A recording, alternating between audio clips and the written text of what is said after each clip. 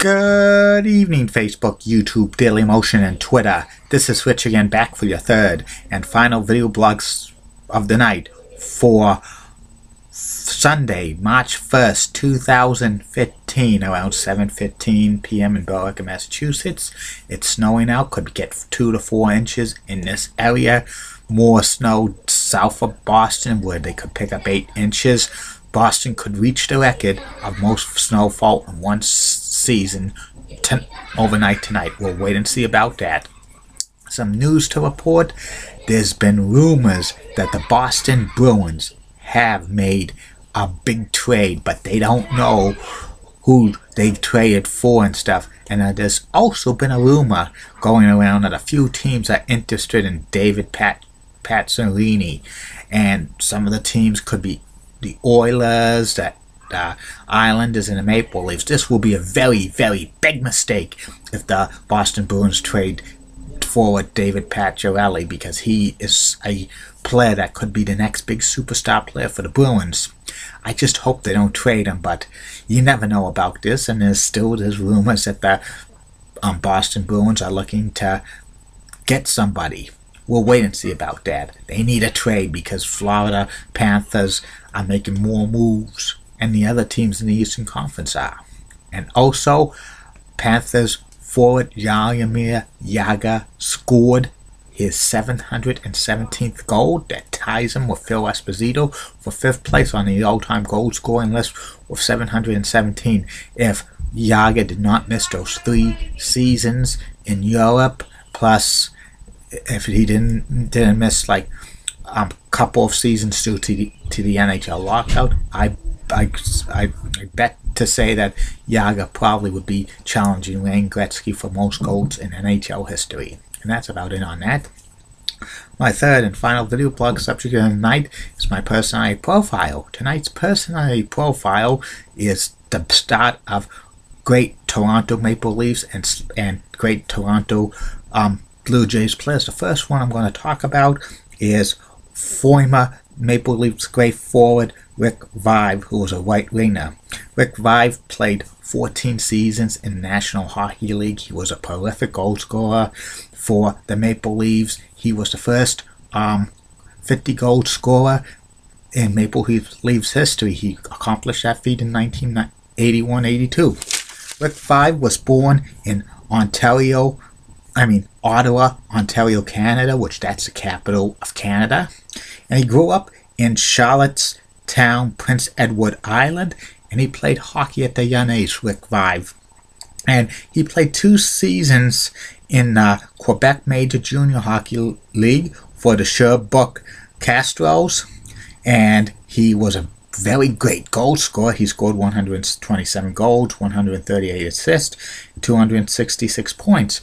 And he started his professional hockey career in 1978 with the Birmingham Bulls of the Old World Hockey Association. He played 1 year for the Birmingham Bulls as a 19-year-old, because back then the NHL did not draft any player. You had to be 20 years old to be drafted by a National Hockey League team back in those days.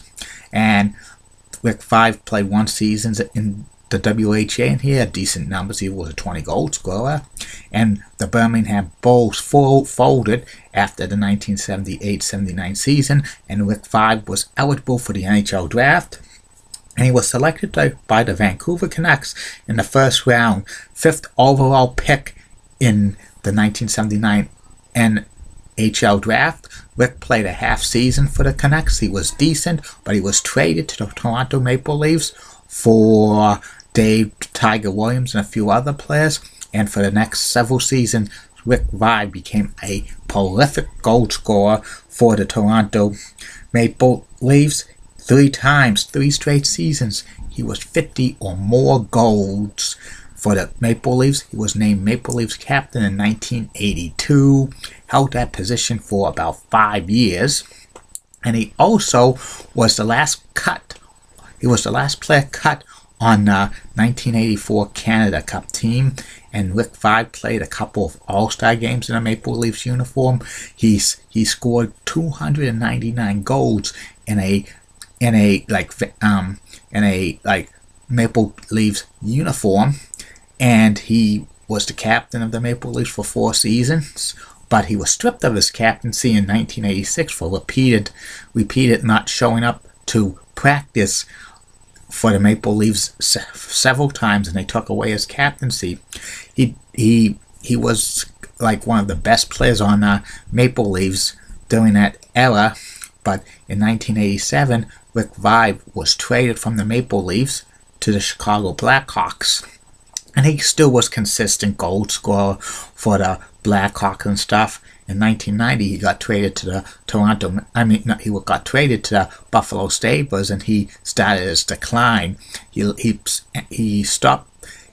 ended his NHL career in the 1991-1992 season. He tried to make a comeback. The Canucks signed him, and they sent him down to the AHL's team, but he did not. He didn't score, and in 1993, Rick Vaive retired from playing hockey professionally, and he scored 13 times. He was a 20-goal or more scorer. And his career stats, Rick Vaive, 441 goals, 347 assists, 788 points. He has not gotten any too much Hall of Fame consideration at all, which, you know, he should have, but, you know, those things happen.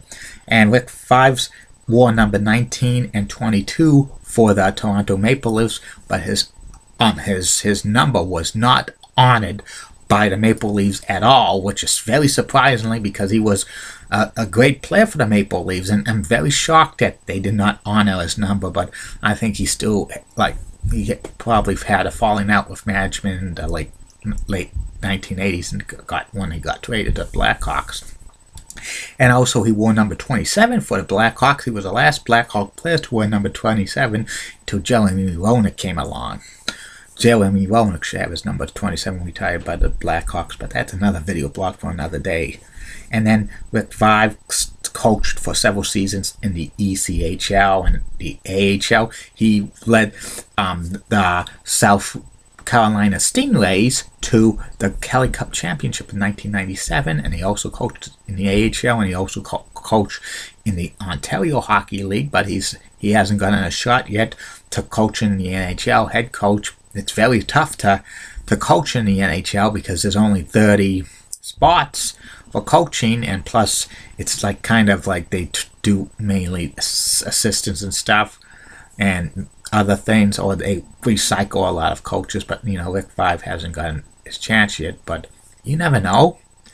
And he's one of the one of the most legendary Maple Leafs players of all time in the 80s, and I think they should honor his number 22 sooner or later. That's about it on Rick Vaive. Tomorrow's personality profile will be about former Blue Jays outfielder George Bell, and the rest of the week it's going to be Tuesday, Wendell Clark of the Maple Leafs, Wednesday, Dave Steve, pitcher of the Blue Jays, Thursday, Matt Sundin of the Maple Leafs, Friday, Carlos Delgado, and Saturday will be Doug Gilmour. And next week will be the theme week for college basketball players and coaches, because it's March Madness, and the week after could be personality profiles of Montreal Canadiens and Expos players. We'll wait and see. And I'll be back tomorrow, Facebook friends and YouTube followers and Daily Motion and Twitter. 3 more video blogs coming. First video blog will be about the NCAA Frozen Four. That's the hockey tournament. I'll tell you a story about that. Second video blog of the day will be about the Newburyport Rockport commuter rail line. And the third and final video blog of the night will be George Bell. And coming soon to these video blogs, March 14th will be, I'm going to review many WrestleManias.